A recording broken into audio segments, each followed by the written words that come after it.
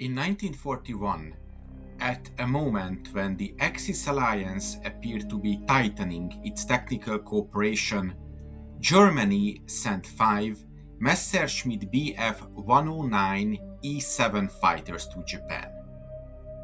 These aircraft were not combat reinforcements. They were not intended to bolster Japanese fighter strength in the Pacific. In fact, they arrived without guns. Their mission was something far less dramatic, but ultimately far more influential: evaluation. To Allied intelligence, the news was alarming. The Bf 109 was already one of the most feared fighters in Europe. If Japan adopted it, or worse, produced it, Allied airplanners imagined facing German-style fighters over the Pacific. The 5 aircraft did fly in Japan. They were tested against domestic fighters, including machines that would later become well known in Allied intelligence reports. If you are interested in how German panzer companies actually fought in World War II, I've put together a free ebook based on manuals and battlefield reports. You will find the link in the description. By 1941, Germany and Japan were formally allied, but geography and logistics made cooperation difficult. Exchanges of weapons, blueprints, and prototypes still occurred, often through diplomatic channels or long shipping routes. During this period of growing industrial cooperation, a Japanese military mission visited Germany and Italy. During this visit, General Tomoyuki Yamashita became interested in the Bf 109 after seeing it fly. The decision followed quickly. Japan would acquire 5 examples of the Bf 109 E-7 variant for testing. These were not combat aircraft. They were delivered without armament, specifically for evaluation. The choice of variant was logical. The E-series, known as the Emil, was the version that had fought through the early war years, including the Battle of Britain. It represented a mature, combat-proven design rather than an experimental type. Japan did not need a curiosity. Japan wanted something proven. The first aircraft arrived in June of 1941 and were transferred to the Army Aviation Examination Department. These aircraft were repainted with Japanese markings. They were, visually at least, now Japanese fighters. But they remained test machines. If you enjoy going deeper into history, I publish 3 new World War II themed word search books every single week, covering battles, tanks, units, and many more. These aren't just puzzles. They let you reconnect with the past while keeping your mind sharp. They also make a great gift for any World War II buff or anyone who appreciates a good classic puzzle book. Check them out in the description below. The evaluation program was serious. The Japanese did not merely inspect the aircraft, they ran full flight trials and comparative testing against domestic fighters. German personnel were involved as well. Messerschmitt sent test pilot Wilhelm Willi Stör, a veteran aviator, along with the experienced Luftwaffe ace Fritz Losigkeit. This was not a ceremonial exchange. it was a structured technical study. To understand why Japan imported German fighters at all, one must consider the state of Japanese aviation doctrine and technology in the early 1940s. Most Japanese fighters of the period used air-cooled radial engines. Inline, liquid-cooled engines, common in European designs, were rare in Japanese service. So Japan wanted higher speed, better climb performance, heavier armament potential, and a more modern interceptor concept. The Daimler-Benz DB601 engine offered all of those advantages. It powered the Bf-109E and represented one of the most advanced inline engines of its day.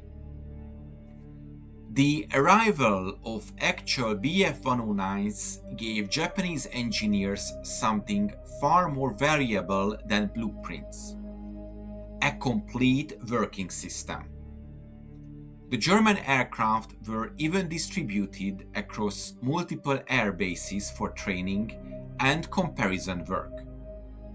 The presence of Luftwaffe pilots indicates that the evaluation likely included demonstration flights, performance demonstrations, and instruction in European fighter tactics. This mirrored similar exchanges Germany conducted with other allies.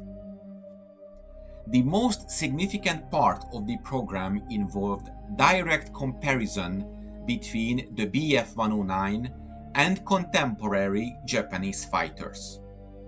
For example, the Messerschmitts were flown alongside the Kawasaki Ki-61 Hien prototype. These comparative trials were not casual demonstrations. They were competitive evaluations intended to determine what design approach best suited Japanese operational requirements. Japan was not deciding whether to buy the Bf-109. It was deciding what kind of fighter it should build next. At some point during this evaluation program, the Japanese technical leadership reached a decisive conclusion. The aircraft itself was not what they truly needed, but the engine was. The DB609 engine became the focus of Japanese interest, and the country obtained a production license. This decision shaped the future of Japanese army fighter development. Before we continue, this channel exists because it stays independent. If you believe serious military history should stay that way, consider channel membership. Link below. The Daimler-Benz DB601 was a liquid-cooled, inverted V12 engine that powered the Bf-109. This shift reveals the true purpose of the import. Japan was not seeking to copy the German fighter wholesale. It wanted the propulsion technology. Inline engines offered reduced frontal area, higher potential speed, and improved high-altitude performance. These characteristics were essential for a new generation of Japanese interceptors. The Hien, later known to the Allies as Tony, was Japan's most prominent inline engine fighter. It first flew in December of 1941 and entered service in 1942. The aircraft used the Kawasaki HA40 engine, a licensed DB601 derivative. Because it looked so different from typical Japanese fighters, Allied pilots initially believed that the Hien might actually be a German or Italian design, even mistaking early sightings for Bf-109s. This confusion highlights just how influential German engine technology had been. The Hien would go on to see combat in New Guinea and other Pacific theaters from 1943 onward. In a sense, the Bf-109s sent to Japan never fought, but their mechanical legacy did. Allied intelligence did not immediately understand Japan's intentions. The possibility that Japan might deploy German fighters in combat caused concern. Allied planners even assigned the codename Mike to the Bf-109 in Japanese service. This indicates that Allied intelligence seriously expected to encounter them operationally. That expectation was never fulfilled. None of the 5 aircraft were used in combat. Ironically, Allied pilots later misidentified the Hien fighters as Bf-109s due to their similar inline engine profile. In other words, the Allies eventually fought something influenced by German technology, but not German aircraft. The Bf-109 evaluation was not an isolated case. Japan imported and examined several foreign aircraft types during the war, including German and even some Western designs. The goal was always the same: study technology, extract useful features, and apply lessons to domestic production. The Bf-109 trials fit perfectly into that pattern. Japan's aviation industry was capable but resource limited. It had to choose carefully where to invest. The DB601 engine offered a clear technological leap. The Bf-109 airframe did not. The involvement of experienced German pilots such as Wilhelm Stör and Fritz Losigkeit added credibility to the evaluation. Their presence likely allowed demonstration of optimal performance, instruction in Luftwaffe tactics, and technical troubleshooting. This was common in international aircraft evaluations of the era.